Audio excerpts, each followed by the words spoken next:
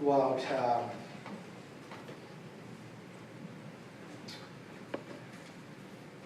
I have a trivia questions for you. You know the Catholic Church, we celebrate a lot of saints, holy people in the church. You have day for the Filipino martyrs, you have day for the Vietnamese martyrs, you have day for, every saint you have a day to celebrate, either as a feast or as a memorial. But all of them we celebrate the day of their death. Okay, like the day that they die, we celebrate that as the feast day. But there are 3 people in the church that we celebrate their birthday. Can you name 3 of them? Jesus. I give you December 25th. That is? Jesus. Okay, number 1. 2. Mary. Mary, yes, the mother of Jesus. And one more. Joseph. No? John. Yeah, you got it right, buddy. Your wife got it right. She always got it right. See that? We're smart. Yes, John the Baptist, whose feast we celebrate today. Only 3 people in the church history we commemorate the birthday. Well, John the Baptist is some of the great figure. But today I want to use the feast of John the Baptist to talk to you about something that I think is important in our life. Now, since I became a priest 8+ years ago, I get many phone calls, and I call the cuckoo phone call. It's been crazy. They're out of control. Normally, those phone calls come about midnight to 3 in the morning, and they call me up and they say, "Well, Father, I think my house being possessed. Can you come bless the house? Things in my house being moved around. You know, I hear noises." I say, "You know what? Come to your house is not a problem. Actually, I like it. Because I like to come and pick up the devil and take it home, put in my pocket and tell him what to do. I like doing that. I've got no problem. But I have one question for you. Do you go to church?" And I said, you know, that's when they begin to be stuttered. They don't know what they're going to say. "Yeah, Father, I used to." You know, those famous when I used to go to church. Or, and they begin to give you reason why they haven't been to church. And I said, "Well, if that's the case, then I actually don't have to come to your house. You just go back to church and the devil will run their ass off." The tail off. No, I could use the word ass in the church, right? So they're going to run their tail off. And I said, "What do you mean?" I said, "Because once you kick God out of your house, the devil will be happy to enter your house." You see what I'm trying to say? Once you kick God out of your house, the devil will be happy to take residence of your house. Today we celebrate the feast of John the Baptist. John the Baptist, God has been with him, and the Gospel tells us that even from his mother's womb. Excuse me. And then later on, if you be here tomorrow for the day's reading of his feast, we will hear people who at his birth, they will say, "This man will be great, for the hand of the Lord is with him." Well, he's great not because how great he is, but because the hands of the Lord is with him.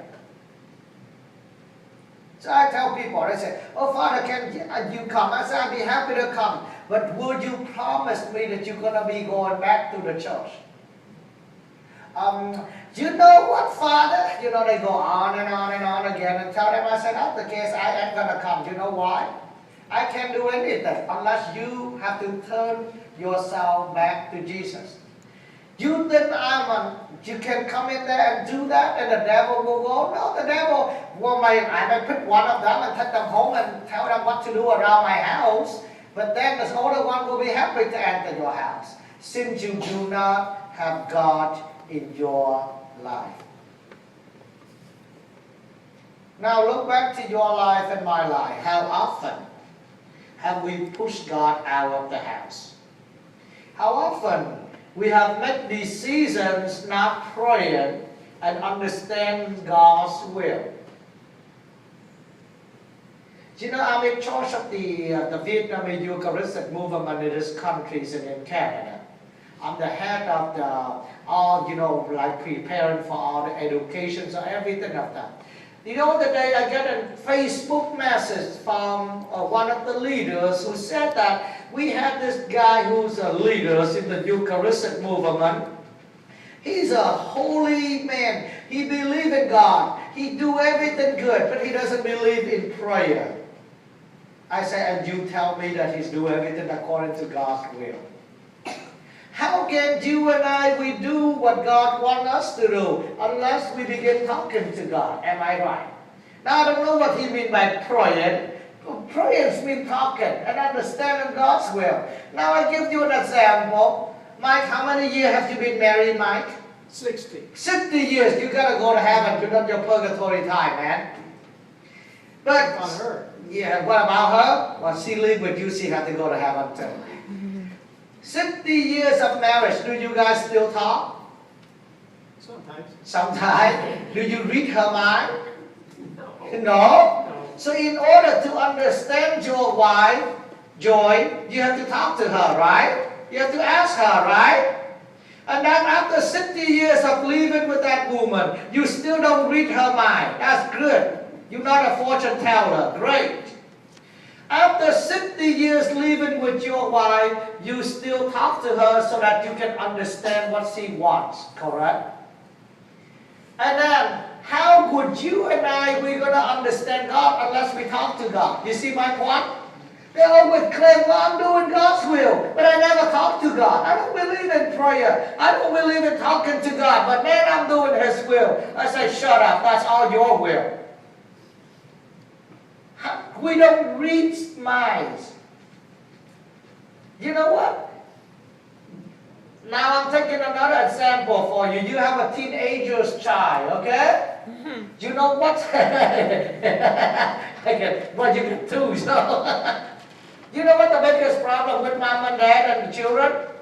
The children claim, my parents don't understand me. And the children and the parents say what? They don't listen to me. So what's the problem here? The problem is they don't talk to us all. That's why they don't listen and they don't understand. In order for that line of communication open, the parent is to take time to talk to your child, ask your child, and tell about your life too. As parents, we love to talk, but we don't like to listen, right? We make them listen to me. We make them say, but we don't listen. And the child, they shut down. They don't talk back to you. Whatever you tell them, yes, mom, yes, dad, yes, mom, yes, dad. Is that all you have in your vocabulary? Can you talk back? No, ma'am, no, dad. You see what I'm trying to say?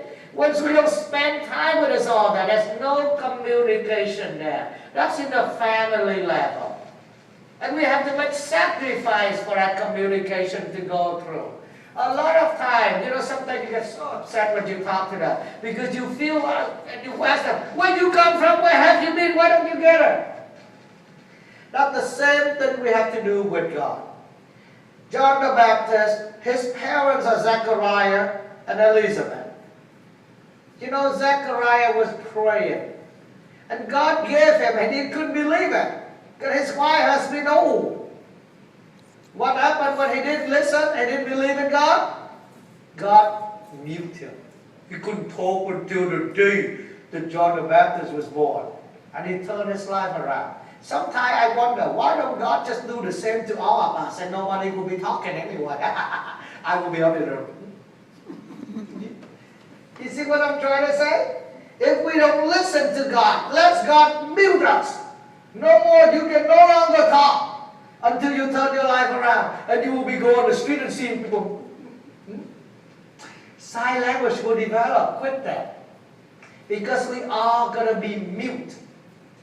But that's not the bottom line. The bottom line is we have to be like John the Baptist. Not John the Baptist only, but like his father. Allow the will of God to be done. When God, not like punish, but train us, help us to understand His will. So like Zechariah, he mute him. Instead of getting upset and angry with God, he began to learn about the will of God. You see what I try to say? So later on, when John was being born, he named him John. He said, no, because the Lord told me so. Now, if you and I, we are doing something and God, for some reason, tell us, that's wrong, I don't want you to do it. And he give us something that we don't like. We be cursing God's tail off, right? We say, God, don't you get it? Are you there? Don't you listen to me, God? God say, shut up. Can you listen to me? Because that's not the way that we want. And God said, no, I want to talk to you. That's why I'm doing that, so you can listen and see this is the way how I am going to take the lead of your life. My dear friends, you and I was born in the Lord. The first reader tells us He knows us before we was born. He called us by name. And He wants to be with us. He wants to be with us all the time. Do we allow Him to be with us? Do we want God to be part of our family? You know, one thing that I think we need to try to do more as a family, praying together. We have too much time doing anything else except praying, except spending time with the Lord. At night, everybody, dad watching TV, mom's on the phone, child's on a Nintendo, a Xbox, Wii, whatever that is, that they can play, and all those things. Oh, we need to pray. No! What do you mean we have to pray? Come on. Yes, we need to pray. We need to spend time together as family. If we don't bring God into our family, there's nothing neither I nor anybody can do. Nothing we can do unless the Lord God has to be part of our family. John the Baptist was great, the greatest among all men, ever been born of the woman, that Jesus was. He was great not because of who He is, but because He allows the will of God to be done in His life. Now, do you want to be great? Do you? Come on. Oh yeah, you all want to be great. Who want to be the least? Tell me, raise your hand. I put you back there and cleaning toilets every day. We all want to be great. We know the tricks. We know the secret of being great. Do we today? Do the will of God. And they will be called the greatest. They will be called the greatest. So you and I are being among the greatest because we will do the will of God.